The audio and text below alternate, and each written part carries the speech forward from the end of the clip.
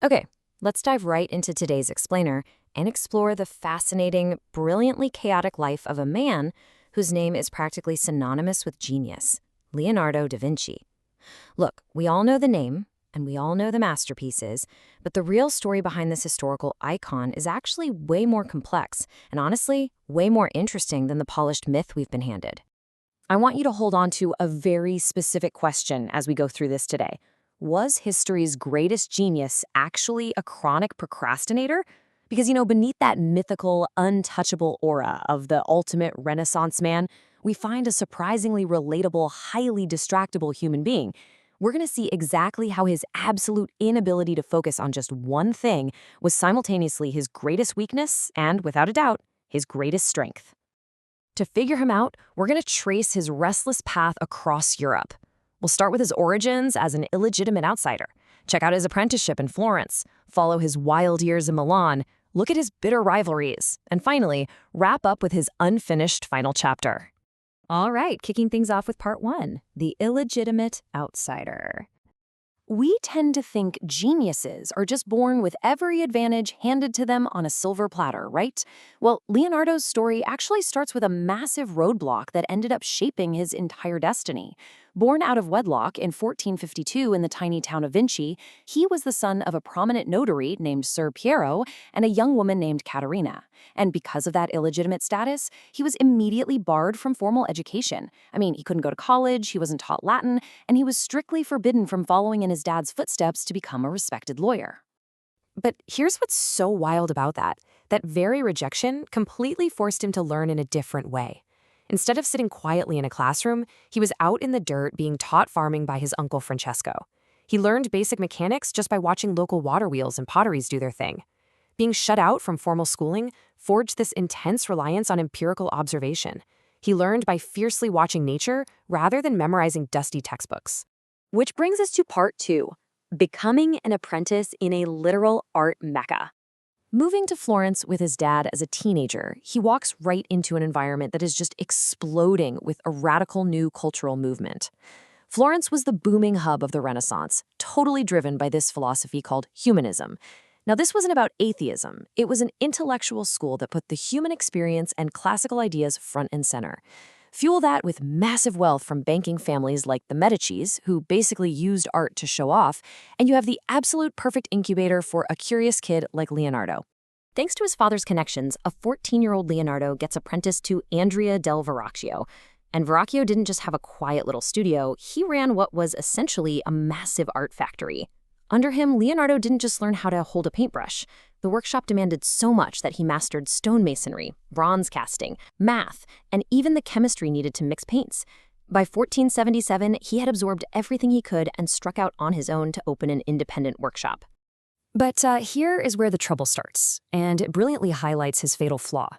The guy was just so easily distracted by shiny new ideas that he'd walk away from high-paying gigs. In 1481, some Augustinian monks commissioned him for a huge altarpiece, the Adoration of the Magi. He started it, experimented a bunch, and then he literally just left. Walked away, he left the monks waiting forever and left behind nothing but some really brilliant charcoal and oil sketches. And that leads us to part three, the restless Milanese polymath. So, abandoning his obligations in Florence, our genius heads to a new city, hoping to totally reinvent himself for a powerful new boss. Keep in mind, Leonardo wasn't just chilling in a peaceful studio painting all day. His life was intensely dictated by fleeing wars, political chaos, and shifting alliances all over the map of Europe. He moves to Milan in 1481, has to flee a French invasion in 1499, works as a military engineer in Venice, bounces back to Florence, and finally settles in France. The guy was constantly on the move. When he first showed up in Milan, he was desperate to impress Duke Ludovico Sforza. So, what does he do? He pitches an absolutely wild variety of skills. He sends these letters bragging that he could be a military engineer, building flamethrowers and even an early tank. He worked as a court musician, literally playing a bizarre silver lyre shaped like a horse's head just to grab attention. He made it crystal clear he was just as pumped about designing brutal war machines as he was painting delicate portraits. It was actually during this Milan era that he was hired to paint the legendary Last Supper mural for a local monastery. But, true to form, he was taking his sweet, sweet time. The monks started complaining. And Leonardo notoriously lost his temper. Get this, he actually threatened the abbot that if he didn't stop rushing the creative process, he'd paint the abbot's face onto the body of Judas the traitor in the painting. He did finally finish it, but sadly, his chronic need to tinker completely backfired. Instead of just using traditional, durable fresco techniques, Leonardo decided to invent a whole new method, mixing oil paint and tempera on wet plaster. And the result? The painting couldn't handle the damp walls of the monastery and started to rot and flake off almost immediately. What we look at today is just a fraction of his original work. Which brings us to part 4, masterpieces and bitter rivals. Bouncing back to Florence around 1500 after the French invaded Milan, Leonardo found himself staring down a fiercely changing art world. A world now obsessed with a heroic new style championed by a young upstart, Michelangelo. The contrast between these two tells you everything. Leonardo was 51, elegant, quiet, but infamous for his abandoned projects. Michelangelo was 29, messy, extremely rude, but insanely prolific. When the city hired both of them to paint rival battle scenes in the exact same hall, they absolutely hated each other. Michelangelo openly mocked Leonardo right to his face for his embarrassing trail of unfinished commissions. Right in the middle of all this rivalry in 1503, Leonardo starts a portrait for a silk merchant's wife. Yep, the Mona Lisa. But classic Leonardo, he never actually hands it over to the client. He just kept it. For the rest of his entire life, he obsessively added microscopic layers of oil paint to it. He treated that portrait not as a finished job, but as a lifelong scientific experiment in capturing light, shadow, and human emotion. Now, while his painting output really stalled out, his scientific curiosity just went into overdrive. He got heavily involved in the incredibly dangerous, gruesome practice of dissecting bodies under the cover of darkness. We're talking over 30 human corpses. And this wasn't just so he could paint better muscles, he was genuinely obsessed with how the human machine operated. He teamed up with an anatomist and produced over 200 astonishingly accurate drawings, including literally the very first accurate drawing of a child inside a womb. And that takes us to part 5, his final, unfinished chapter. Getting older and still struggling to lock down his stable patron in his super chaotic Italy, Leonardo looks north for a safe haven. In 1516, the French king Francis I invites him to France to be his official court painter. Given a really nice manner and clue, Leonardo spent his final years comfortable and highly respected. Honestly, the king mostly just wanted him around to chat with him every day.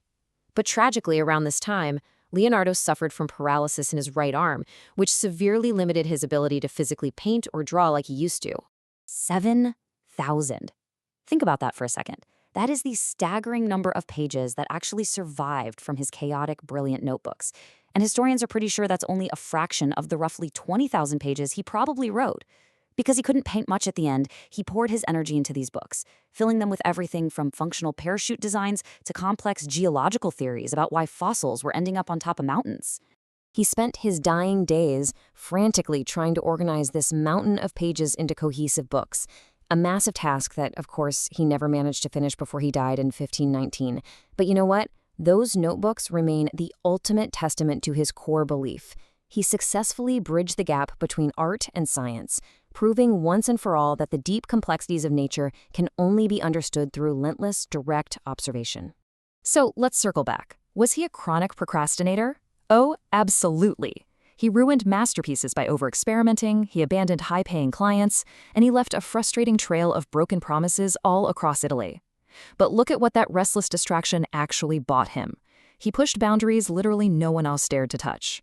Without that relentless, restless risk-taking, and without his total inability to just sit still and paint a standard picture, would we even have the Renaissance as we know it? Let that sink in for a moment. Thanks so much for joining me on this explainer, and remember, keep questioning the world around you.